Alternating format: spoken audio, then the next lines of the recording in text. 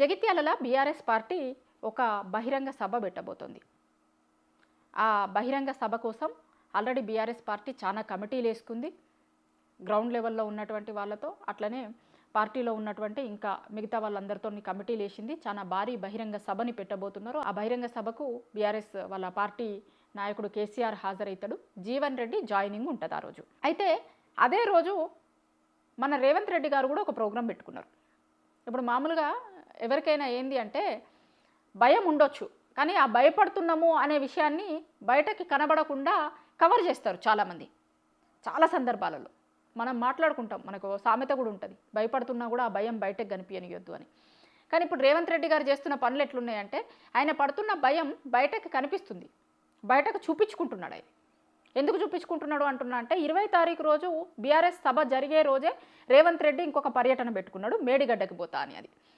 ఇది ఖచ్చితంగా ఆయనకు ఉన్నటువంటి భయాన్ని రిఫ్లెక్ట్ చేస్తుంది అనేది జనాలు అనుకుంటున్నారు, నేను చెప్తున్న మాట కాదు. ఇన్ని రోజులు రాక చాలా సందర్భాలలో ఆయనే కేసీఆర్ని అసెంబ్లీకి రా అది ఇది అనే మాటలు చూసినాం మనం. అప్పుడు కేటీఆర్ వాళ్ళ వర్కింగ్ ప్రెసిడెంట్ కావచ్చు, బీఆర్ఎస్ పార్టీలో ఉన్నటువంటి చాలామంది నాయకులు మేము అసెంబ్లీకి వస్తేనే తట్టుకోవట్లేదు, మేము అడిగేటువంటి ప్రశ్నలకే ప్రభుత్వం దగ్గర సమాధానం లేదు, ఇంకా కేసీఆర్ ఎక్కడ తట్టుకుంటారు అని వీళ్ళు చాలా సందర్భాలలో అంటుండే. అది నిజమేనేమో అనిపిస్తుంది ఇప్పుడు. అంటే ఆయన తట్టుకోలేడు అనేది అర్థమయ్యేటట్టు ఆయన బిహేవ్ చేస్తున్నాడు. కేసీఆర్ బయటకు వచ్చే రోజే, కేసీఆర్ జగిత్యాల సభకు అటెండ్ అయ్యే రోజే రేవంత్ రెడ్డి ఒక మీటింగ్ పెట్టుకుంటున్నాడు అంటేనే జనాలకు అర్థమైపోతుంది. ఇంకొకటి మీడియాలో స్పేస్ కోసమే ఇదంతా చేస్తుండు అనేది కూడా అర్థమవుతుంది. 20వ తారీఖు రోజు మేడిగడ్డకు పోయేందుకు సీఎం రేవంత్ రెడ్డి గారు రెడీ అవుతారు. ఎందుకు అంటే కాళేశ్వరం కాళేశ్వరంని ఆ ప్రాజెక్టుని చూసేందుకు మేడిగడ్డ పర్యటనకి పోతారట. కాళేశ్వరం ప్రాజెక్టు ఇష్యూ జరగబట్టి ఎన్ని రోజులు అవుతుంది, కాంగ్రెస్ గవర్నమెంట్ ఎన్ని రోజులు అయిందో వచ్చి ఆ ఇష్యూ అన్ని రోజుల నుంచి ఉంది, దగ్గర 27-28 నెలలు అవుతున్నట్టుంది. కాళేశ్వరం ప్రాజెక్టును ఉపయోగించి కాంగ్రెస్ అధికారంలోకి రావడానికి మెయిన్ రీజన్లలో కాళేశ్వరం ప్రాజెక్టు కూడా ఒకటి. 1,00,000 కోట్లు గంగలో బోషిర్రు, గోదావరిలో బోషిర్రు అన్నారు, కొట్టుకుపోయింది అన్నారు. కాళేశ్వరం కాదు అది కూలేశ్వరం చేసిర్రు అన్నారు, అసలు పనికిరాని ప్రాజెక్ట్ అన్నారు. ఆ ప్రాజెక్ట్ లేకపోయినా కూడా మేము నీళ్ళు ఇవ్వగలుగుతున్నాం, అసలు కాళేశ్వరం ప్రాజెక్ట్ పనికిరాదు అని అన్నారు. మళ్ళీ ఇప్పుడు ఏమంటున్నారు, దాన్ని రిపేర్లు చేస్తామంటున్నారు. అసలు ఆ ప్రాజెక్ట్ పనికే రాకపోతే, దానికి అవసరమే లేకపోతే దానికి రిపేర్లు చేయాల్సిన అవసరం ఏముంది, ఇప్పుడు రిపేర్లు చేస్తామంటున్నారు. ఇంకొకటి మేడిగడ్డ పర్యటనకు పోతున్నారు. ఎన్నికల రోజు నుంచి మొదలు పెట్టుకుంటే ప్రతిపక్షంలో కాంగ్రెస్ పార్టీ ఉన్నప్పుడు రాహుల్ గాంధీ లాంటి వాళ్ళు కూడా పోయిర్రు కాళేశ్వరం దగ్గరికి, కాళేశ్వరంకి పోయి చూసిర్రు, మొత్తం దీన్ని పనికిరాదు అని అన్నారు. ఆ కాళేశ్వరం మీదనే పీసీ ఘోష్ కమిషన్ వేసిర్రు, అదంతా కూడా జరుగుతుంది. అయితే ఇప్పుడు కొత్తగా రేవంత్ రెడ్డి గారు అక్కడికి పోయి చూసేది ఏముండదు. నాకు తెలిసి ఆల్రెడీ కాళేశ్వరం మీద ఎన్ని మాట్లాడాలో అన్ని మాట్లాడిర్రు, అన్ని కమిటీలు వేసిర్రు, ఎంక్వైరీలు చేసిర్రు, అంతా చేసిర్రు. ఇప్పుడు కొత్తగా రేవంత్ రెడ్డి గారు పోయి అక్కడ చూసేది ఏముంటుందో మరి అర్థం కాలేదు. కానీ ఆ వార్త బయటకు వచ్చిన రోజు నుంచి ఒక చర్చ అయితే ఏం జరుగుతుంది అంటే కేసీఆర్ జగిత్యాలకి పోతున్న రోజే రేవంత్ రెడ్డి మేడిగడ్డకు పోతున్నాడు అంటే ఒక డైవర్షన్ పాలిటిక్స్లో భాగం ఒకటి.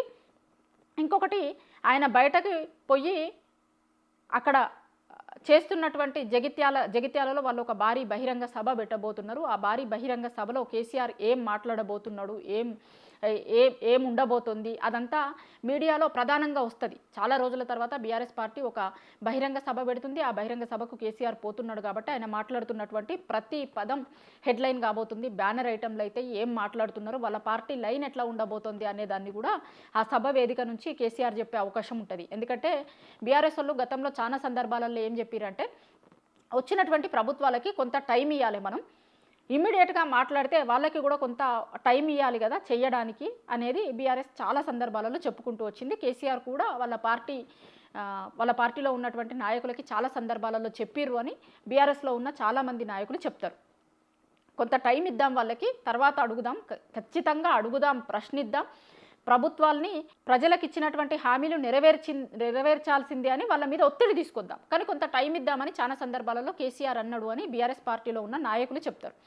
సో ఇప్పుడు బీఆర్ఎస్ పార్టీ దృష్టిలో, కేసీఆర్ దృష్టిలో ఆ టైం అయిపోయి ఉండొచ్చు. ఎందుకంటే 2.5 ఏళ్ళు అవుతుంది కాబట్టి డెఫినెట్గా ఆ టైం అయిపోయింది అని బీఆర్ఎస్ పార్టీ అనుకుంటుంది, కేసీఆర్ కూడా అనుకుంటాడు. కాబట్టి ఆ బహిరంగ సభ వేదిక మీద నుంచి ప్రభుత్వాన్ని ప్రశ్నించే అవకాశం ఉంటుంది. వాళ్ళు ఏం చెప్పిర్రు, ఏం చేయలేదు, బీఆర్ఎస్ ఏం చేయబోతోంది ప్రభుత్వం మీద ఒత్తిడి తీసుకురావడానికి అనేటువంటి చాలా ఇష్యూస్ని ఆ రోజు మీటింగ్లో బీఆర్ఎస్ పార్టీ మాట్లాడుతుంది. కాబట్టి ఆ మాట్లాడుతున్నటువంటి మాటలే మెయిన్గా నెక్స్ట్ డే రోజు అన్ని పత్రికలలో, పేపర్లలో, టీవీలలో హెడ్లైన్లు అవుతాయి. కాబట్టి ఈయన మేడిగడ్డ పర్యటనకి పోయి అక్కడ కూడా మాట్లాడి చూసి ఈయన మాట్లాడేటువంటి దాన్ని కూడా మీడియాలో అట్లనే జనాల దగ్గరికి తీసుకెళ్ళాలి అనేటువంటి దాంట్లో భాగంగానే, అంటే ఆ బహిరంగ సభ జరిగే రోజే డైవర్షన్లో భాగంగా ఈయన మేడిగడ్డకు పోతుండు అనేది చూస్తున్నటువంటి వాళ్ళు ఎవ్వరికైనా సరే అర్థమవుతుంది. ఇంకొకటి ఏంటి అంటే, అసలు జీవన్ రెడ్డి పోవడంతో ఏమీ ఇబ్బంది లేదు, పెద్ద ఆయన పోయినా వచ్చే నష్టమేం లేదు అన్న లెక్క కాంగ్రెస్ పార్టీ బయటకి మాట్లాడుతుంది. కానీ ఇంటర్నల్గా మాత్రం ఆ ఒపీనియన్తో లేరు అని కాంగ్రెస్లోనే ఉన్నటువంటి చాలామంది నాయకులు మాట్లాడుకుంటున్నారు. ఇంటర్నల్గా అసలు ఆ పార్టీ ఆ లైన్లో లేనే లేదట. ఖచ్చితంగా చిన్న స్థాయి నాయకుడు పోయినా పార్టీకి నష్టమే. అట్లాంటిది చాలా ఏళ్ళు కాంగ్రెస్ పార్టీలో ఉండి పార్టీ అధికారంలో ఉన్నప్పుడు లేనప్పుడు పార్టీతో పాటు ఉన్నటువంటి జీవన్ రెడ్డి లాంటి నాయకులు పోవడం ఖచ్చితంగా కాంగ్రెస్ పార్టీ మీద ఎఫెక్ట్ చూపిస్తుంది అని వాళ్ళ ఇంటర్నల్ మీటింగ్లలో మాట్లాడుతున్నారు. బయటకి చెప్తున్నటువంటిది వేరు, కానీ లోపల మాట్లాడుతున్నటువంటి మాటలు వేరు. ఇంకొకటి, ఆయన పోవడం వల్ల నష్టం జరిగిందా లేదా అనేది రేపు పొద్దున జనాలు డిసైడ్ చేస్తారు, కానీ పార్టీలు డిసైడ్ చేయాల్సినటువంటి ఇష్యూ కాదు అనేది కూడా చాలామంది మాట్లాడుతున్నారు. ఆయన పోవడం వల్ల జగిత్యాలలో ఏమన్నా నష్టం జరుగుద్దా లేదా అనేది తర్వాత ఎన్నికలు వచ్చినప్పుడు, లేకపోతే తర్వాత రోజులు గడుస్తూ ఉంటే బయటపడుతుంది. కానీ పార్టీలు చెప్పాల్సినటువంటి విషయం కాదు, అది జనాలు డిసైడ్ చేస్తారు ఆయన పోవడం వల్ల నష్టం జరిగిందా లేదా అనేది. ఊరికే నష్టమేం లేదు అనేటి స్టేట్మెంట్లు ఇవ్వడం వల్ల వస్తుంది ఏమీ లేదు, ఖచ్చితంగా నష్టం ఉంటుంది, నష్టం జరుగుతుంది. ప్రతి ఒక్క కార్యకర్తలు పార్టీకి ఇంపార్టెంట్ అవుతారు. ఏ ఒక్క కార్యకర్త పార్టీని ఇడిచిపెట్టి పోయినా ఖచ్చితంగా ఆ ఎఫెక్ట్ పార్టీ మీద ఉంటుంది. చిన్న స్థాయి కార్యకర్తల విషయంలోనే అట్లున్నప్పుడు జీవన్ రెడ్డి లాంటి నాయకులు, గతంలో మంత్రులుగా పనిచేసినటువంటి వాళ్ళు, ఒక టైంలో అయితే పిసిసి అధ్యక్షుడిగా ఆయనే అవుతాడు అనేటువంటి పేరు వచ్చింది. అట్లాంటి పేరుంది ఆయనకి, హైకమాండ్ దగ్గర కావచ్చు, తెలంగాణ రాష్ట్రంలో ఉన్నటువంటి ప్రజల దగ్గర కావచ్చు. అట్లాంటి నాయకుడు పోతే ఏం ఇంపాక్ట్ ఉండదు అనుకోవడానికి లేనే లేదు, ఖచ్చితంగా ఇంపాక్ట్ ఉంటుంది. కానీ బయటికి వాళ్ళు చెప్తున్నటువంటి మాట వేరు. కాబట్టి 20 తారీఖు రోజు జగిత్యాలలో బహిరంగ సభలో జీవన్ రెడ్డి కూడా చాలా ఇష్యూస్ని మాట్లాడబోతున్నాడు. ఆయన ఎందుకు ఇట్లాంటి నిర్ణయం తీసుకోవాల్సి వచ్చింది అనేటువంటి దాని మీద మాట్లాడతాడు. కాబట్టి కాంగ్రెస్ పార్టీకి అవంతా కూడా కొంత ఇబ్బందిగానే ఉంటాయి కదా. సో ఆ ఇష్యూని డైవర్ట్ చేయడం కోసమని ఈయన మేడిగడ్డ పర్యటన పెట్టుకున్నాడు.